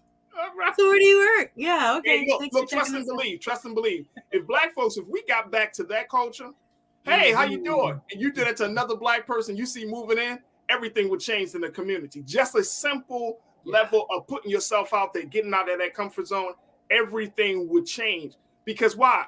We got to be in a space now where you see me, I see you. Yeah, solidarity, right? 100%. That's solidarity. I see you, I recognize you. Welcome to the neighborhood. What you need? Yeah. No. How you feeling? I do it all the time. I see the discomfort in the courtroom. I see it and on the street where I can see maybe an officer kind of looking at or, targeting or starting to engage with a specific person, and I'll interject and say, oh, no, I remember you from last time at the last hearing. Oh, no, he's a pro se, or he's we have to look out for one another in this journey of resistance. And we have to know trust one another's judgment or have each other's back when it comes to, again, one person standing up and another person then validating what they're doing in a small, big, whatever type of way you can to say, oh, no, we shouldn't have that sign here because it does deter, kids of color from A, B, or C, or wherever, we can make up 10,000 scenarios, but wherever you can apply that, I think you're right, Farajii. If we can get back to that kind of root and include that in Black History Month, celebrating the lives of the forefathers and the Black first and all that. And now what are we? We're still here as a part of that legacy. I think we'd be a lot further along. I love it. I'm going to try to do better for the rest of the month. Hey, absolutely. Real quick. You know who else I do that to? Who's that? It'd be scaring the hell out of them. Police officers. You do? Hi. No, I'm a waiver. As soon as an officer looks in my direction, hey, officer, how you feeling, sir? I'm a waiver and a smiler. Look, and they be like, and like, in LA, they roll up on you and stuff. And they just looking at you. You be like, hey, officer, how you doing? And the officer, they wondering why. They be like, oh, I'm good. How are you? Baby, I'm like, excellent. I'm good. And it's just that moment. Thank you for your service. See, looking at you. I don't get all. Look, I just be like this. I'm good. No, I want you to know I see you. I see you. I see you. Me. Hi. I'm good. This is Miami. I don't know what's going on. I need to know that you see me and I'm an innocent bystander. I need you to know what's you know what I'm saying? Like, look, that's I'm stepping out of my comfort zone, bro, because I don't know what's in your head. No. And you looking at me and you carry all I want you to hear my voice. Morning. You wild. So we know what time it is. No, it's true. Look, it's a lot. I'm trying to disrupt your bias. Yes. I'm resisting right now. I'm resisting right now. No, we live here. We live here. Power and supremacy. Yes, sir. It's the talk we have in our own selves. Listen, we have to have the talk within ourselves of how do I get through this day, Lord? Isn't that crazy? Police, hey, check this out. Police officers don't probably hear a lot of black men really approaching them first. No. Hey, officer, how you doing? You good? You good? You having a good night? You good on patrol? No, they be like, trust me, we've been doing a lot of. I don't want to go down the road. He don't even know what to do. He looking around for his gun like no, you good? I'm just wanted to say keep up the good work. No, I'll throw them off. Keep up the good work. Parking lots late at night, pulling out, and I'm seeing you see my car. I'm rolling down my window. I'm done with you. Were you watching me, bro? I'm. Thank you. Thank you. I'm good. You have to think on your feet. But yes, resist. All right, look, we got to take a quick pause. When we come back, folks, I got to ask the question: is Beyonce the GOAT? We're going to talk about this in light of her historic Grammy win. Stay with us. It's The Culture here on the Black Star Network.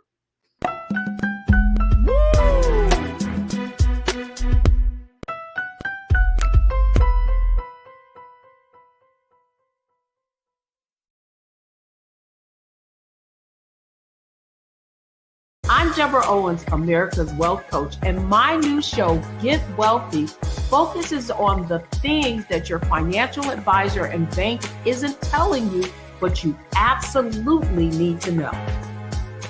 So watch Get Wealthy on the Black Star Network.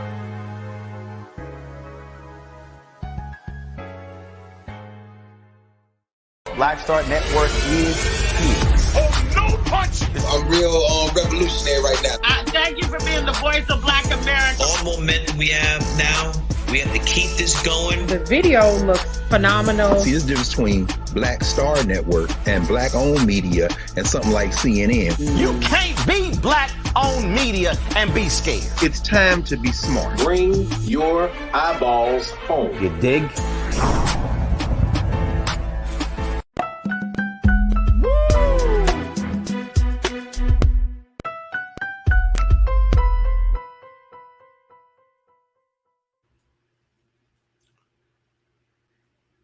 All right, folks, welcome back to the show. For the final conversation for today is something that I had to hit up Suzette early to kind of prepare her for this one, y'all.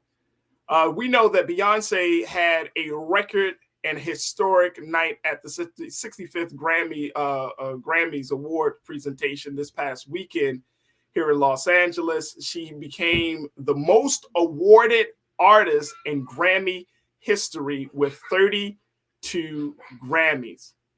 And I'm gonna ask my guy Keenan. Keenan, I want you to pull up Beyonce's IG when you get a chance. Look at that video she posted to show how much she cares about being at this level. But I want to bring my sister in, Suzette, because I had to ask this question. And this is a very real question, right? Because this is Black culture. This is what we talk about. Is Beyonce the greatest artist of all time? Farajii, really? This is too hard of a question because no, I know that's that. And look, and the only reason I'm saying that is because she got 32 Grammys. She got a bunch more Grammy nominations, right? For a lot of American Music Awards, all these other projects. But she actually walked away with 32 Grammys, the most of any Grammy winning artist. I'm legitimately asking, is Beyonce the greatest of all time? Now, here's my criteria, folks. And this is very unscientific. All time? Now, again, I call her living legend for sure. I'm putting GOAT status. Here's the thing. Here's what I'm saying. There are three categories I think that I think are important. One is sales, record sales, right? Let me look at my notes here. And Keenan, let me know when you get this IG video. You should be able to find this right on her page. I'm looking at record sales. I'm looking at cultural impact, right? And let me look at this final piece about her. I said record sales, cultural impact, and the quality of her music. Those are the three criteria that I came up with. So does that put her in GOAT status? Can we say GOAT status? Yep. All right, let's play this. This is what she posted. Look at what she posted. Can we play this and can we play this with them sound on, Keenan?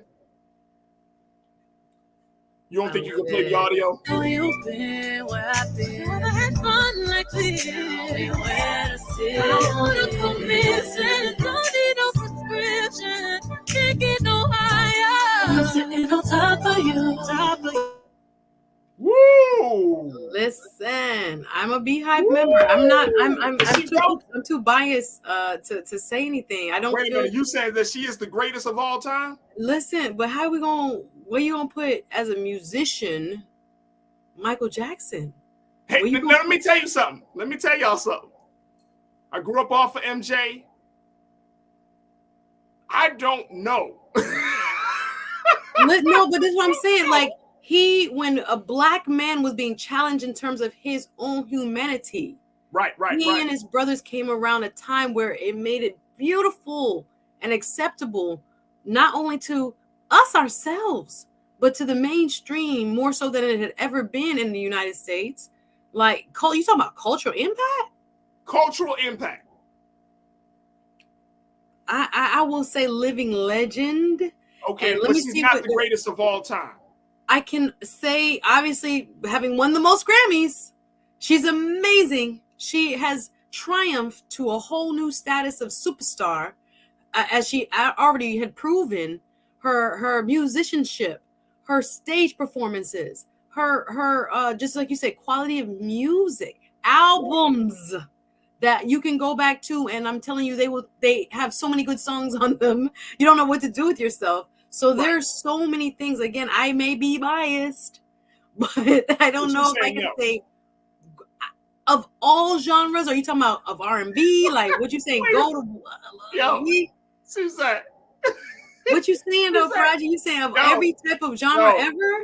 Yo, Suzette, I have to say that you are such a lawyer. No. There's always gray area for your breakdown of the language. Wait, hold on. When we say greatest of all time, are we talking about between 1980 and 2020, or are we talking? Listen, that's a lot. It's a tall order. She's a living legend for sure. Okay, all right. Let me hear for a look. Culture Crew saying, Lori checked in and said, look, Lori Parks, you said it doesn't matter how many Grammys you got, is what you putting out there as far as music that is important. Longevity, legendary music. Okay. So Lori does not Beyonce meet that status? Longevity, legendary music. She can't look, like, even if we look at Michael Jackson's history, he was doing pop. His stuff was pop. When he was solo, like even when he was with Jackson 5, it was a lot of like pop music, right? At the time. It was revolutionary for his time. It was revolutionary. It was soulful, but it was still a level of pop. It was still pop. When he hit them moves. He hit the move. They couldn't do nothing but copy. They couldn't do nothing. Solo, Thriller, the album, one of the most I'm talking about as a musician? Yeah. I don't know. Yeah, read what the Culture Crew say. Y'all not get me in trouble with the Beehive. Y'all, please. Look, I'm posing a question because it's interesting that we aren't having that conversation. And I think that we could put her in the GOAT status. No, listen, I was thinking about it. I know, but just like we were looking back at Miss Tina Turner and some others making movies about them. 50 years from now, I was thinking they're going to be making movies about Beyonce and Jay-Z's relationship. No doubt. They're going to be pop icons again. They're going to be the Renaissance again. You know how we have rediscovered, parts of our musical history here in the United States, in recent times. So I'm like, yeah, people are going to write all kinds of books about her. She's going to be remembered in such a magnificent way.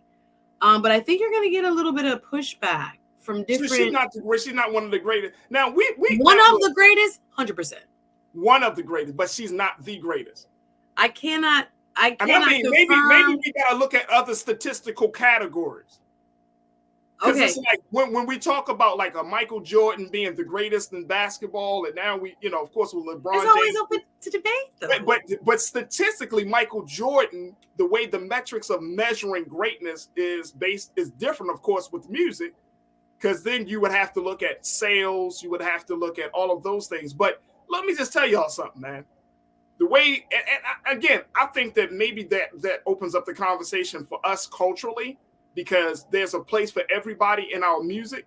You got a Beyonce, you got a Michael, you got a Prince, you got an Aretha, you got a Patty, you got all of these great ones, right? Diana Ross. We can go down the list.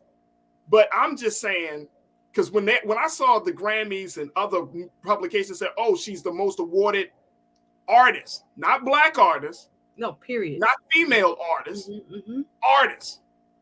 That to me said, man, the industry has made her the most awarded, right? And look, let's keep it real. Michael Jackson was made to be in a space that he was in. Yes, we loved him. He came from the black community, obviously, but he didn't hit 100 million. He didn't hit 100 million record sales by himself or just with black people alone. We weren't just the only ones fainting at his concerts when he was at the prime of his popularity. Stardom. Yes. Child, right, I don't know. You're going to mix me in some business here, Farajii. Jay, no, you said Beyonce is a good artist, but no GOAT. Her marketing and showmanship is wonderful, but that's it. Wow. Now she could put on a good show. Y'all seen the ticket prices. Y'all see. And let me just tell you, I went to a Beyonce show. I've never seen her live. You've never seen her live? Mm-hmm. Let me tell you, she give you 2.5 hours. That's what I heard. Like fitness. I'm not joking. Full out. She give you 2.5 hours. She might have hit at least 30 songs. I know. And performer. Like her body into it. I'm not talking about yes. Like take a breath. Like, all right, y'all, what's y'all doing? What's happening? Y'all good? No, she talking about like boom, boom, boom. No, the stamina, the athleticism. Boom, boom. Yes. No, she's like killing it. No, and I'm talking about full out. Full 2 hours. Yeah. All right, Janelle, you said no GOAT. Real Brooklyn. Not to mention artists have voice alteration to the umpteenth degree, so they sound better. Not fair at all. Okay. Good point. Pauline says she is the GOAT as far as performing, but not in terms of her music. Okay. Well, Michelle, you brought it out. Y'all a tough crowd. Michelle said Beyonce is not the GOAT. However, she's top notch for the generation and is very humble for that level of success. There are too many talented artists for one to be the GOAT. I feel like we would have to go through all kind of genres. Like me personal. Because if you were talking about R&B, so the Grammy modern R&B, so essentially the Grammy wins isn't enough to have us to have this GOAT status. Living legend for sure. Okay. But I'm saying living legend. I don't think we can say it's all the way. Like there's some. Is she the GOAT of R&B? That's what I'm saying. There's Can some. We say she's the GOAT of R&B? Wow. She's an amazing. Wow. Like you gonna give me top five? Top five. 100% she's in the top 5. Is she at the top? I think that can get kind of subjective. Like I don't know. It's all subjective. It's all subjective. That's what I'm saying. Like you can prove record sales. You can prove like this. Like you can say Mariah Carey is the queen of Christmas, and I can say yes. You know what I'm saying? But like.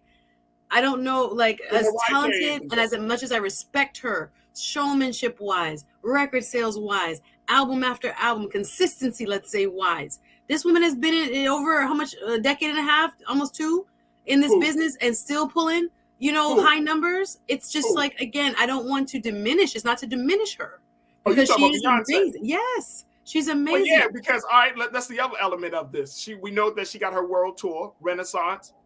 It's already been I just looked it up. I looked it up for the Hard Rock, and the cheap seats, not even notes. It's where the Dolphins play. It's a football stadium. The higher ups, guess how much is the lowest? How much? $700, $696, and they're making you buy them in pairs. So let me ask you a question. Now there have been a lot of conversation as we close out. We got to close out, but is that something? Look at that. Beyonce fans raising money for ticket sales, tour tickets, selling safer than selling. They started a GoFundMe. There are for Beyonce tickets. Let me ask you this question. $15,000 tickets. Go ahead. Let me ask you this question very quickly, though, Suzette. Do you think that Beyonce should be blamed for that? It's not one of her blame. She's earned that. There's somebody that's going to pay that to go see her. Now, people are going to be mad, but I think, it's her place to put a value on herself, her performance, what it's worth. What is that value, though? And I think that's the... Well, she said on the 100 level, $10,000. It's $10,000 on the tickets at the Hard Rock. Looking at the stadium, I looked it up on Ticketmaster. See my face? I went to go see, could I go? And I saw $696 for the cheap seats. $10,000. That's what I'm saying. And for which tickets again? The tier 3, up and up and up in a football stadium. All right, again, should she be blamed for that? Should people I take don't call shots it at her blame. for that? I can't necessarily put myself yet just now. Right. But I think, she has placed a value on herself and what she delivers as a product. She feels at this stage in her career, this is where she is. So I don't necessarily think everybody's going to be down for it. You saw him crying on Twitter and crying on Instagram. People are mad. Hey, that's why we bring up and the don't forget your fans. And she forgot who put her there. And I don't think it's all that. I just think at this age and stage, she's looking at her future. And she's like, how many more times am I going to be able to do this? Now, I'm not saying I'm putting a limit on Beyonce, because Beyonce could probably do this into her 50s and well beyond. But I'm just saying at this stage, this is where she feels she is. And I feel like that's her right. I don't think that, fans can be upset and be mad, but I'm not mad at Beyonce. I don't blame Beyonce for that. Sandy said, priorities? ? Beyonce in that bag, whatever you want to say. And Richard Long said the positive impact of her music on our people is the standard we must judge. Money doesn't make it. Danita Jackson, thank you, Richard. Danita, you said she can get that, but it's because they award Black people now. Back in the days, you couldn't even be in the audience. Ouch. Go. That's true, Danita. That's true. Damon, my guy, you said sometimes you can win awards because the competition at the time is not good. This is not saying her product is not good. Okay. Yeah. Real Brooklyn, my guy, you said Motown era is the best. Those were the GOATs. They didn't have a lot to work with, but still managed to impact the world with purity and skill. These were the GOATs. I have to say there's an argument to be made. That era where it was not a lot of synthesizing of the voice and production. You had to be able to sing and dance for real live. You had to sell real records. Yes. Now, in that level, Michael Jackson is the GOAT. Yeah, that's what I'm saying. Remember, we bought Michael Jackson records. Exactly. Lest we forget. We can't. The CDs. I bought records and CDs. I know. I remember tapes, cassettes. This generation will never know the scratching of a CD. Generation. This is the streaming generation. We can't get mad at we can't get mad at the technology and say that that's because that doesn't, because the technology is going to evolve. Beyonce, that's why I say that's technology. If Michael Jackson was as hot today as he was back in the 80s and 90s, then you know what I'm saying, like, but this is technology, so the artist doesn't have anything to do with that. Not necessarily, you know what I'm saying? You still have to have, Mariah says all the time, there's an old clip of her saying you can make people popular if they wanted to, in terms of like the musical marketing apparatus behind some major record labels. So she said, I'm considered lucky, and I do consider myself lucky because anybody who they really want to be popular, they can make popular. So it's a different time. It's a different time. It's a different generation. And it's still interesting to hear so many people have varying views about GOAT status for a woman who's been in our eyes for over 20 years, for a woman who's gotten 32 Grammys, for a woman who continues to make an impact on the culture. Maybe this is interesting. It was just like an unofficial check-in to see where we are. And this is very, very interesting. And if you're a member of the Beehive, you can go to Suzette Speaks. No. She's a living legend. You can go to Suzette She Speaks. deserves all those. Don't come on RMU and be like, hey, and I want to say something to Farajii. I think she's an amazing living legend. When you say GOAT of all time, there's so many people that probably, again, may have a different opinion. All right, I'm going to say she is a GOAT. She is a GOAT. Maybe not the GOAT, but she is a GOAT. She's one of the greatest. One of the greatest. I appreciate you, sis. I got to let you go. But I truly, truly appreciate you as always. You're making me sweat. Okay, thank you. This is wonderful. Thanks, everybody, for watching. Come check me out on my YouTube channel. Appreciate you. Suzette Speaks, my sister from Miami, my sister from another mother. Yay! I'll see you next Wednesday. Thanks, Farajii. Bye, guys. So all right, folks. Thank you all so much for tuning in. Thank my team. I want to thank my team, Keenan, Joel, my control room. I want to thank Ariel. I want to thank all of you for y'all continued support. Make sure y'all go to Black Star Network. Continue to support us financially. Continue to support us by sharing the content. Follow us on all social media platforms at Black Star Network on IG and Black Star Network on Twitter. Also, follow me, yours truly, at The Real Farajii on IG, Farajii on Twitter. I love to connect with you, build with you, and let's continue to build this community together. And I'm looking forward to bringing some new voices on to the show. So I got some folks that are waiting, and trust and believe they will get their opportunity to talk with you. Stay with tune. Up next is RMU, Roland Martin Unfiltered. Check out Brother Roland's State of the Union talk back session yesterday. Dope session. Had my sister Reese and Erica and so many other dope voices on there. So make sure y'all check that out about President Biden and the reaction to his speech, and all of that happened last night. Definitely check that out, and so much other dope content on Black Star Network. As always, never be afraid to challenge what's wrong. Stand for what's right while being yourself in the process. God willing, we'll talk tomorrow for another exciting edition of The Culture right here on the Black Star Network. Peace.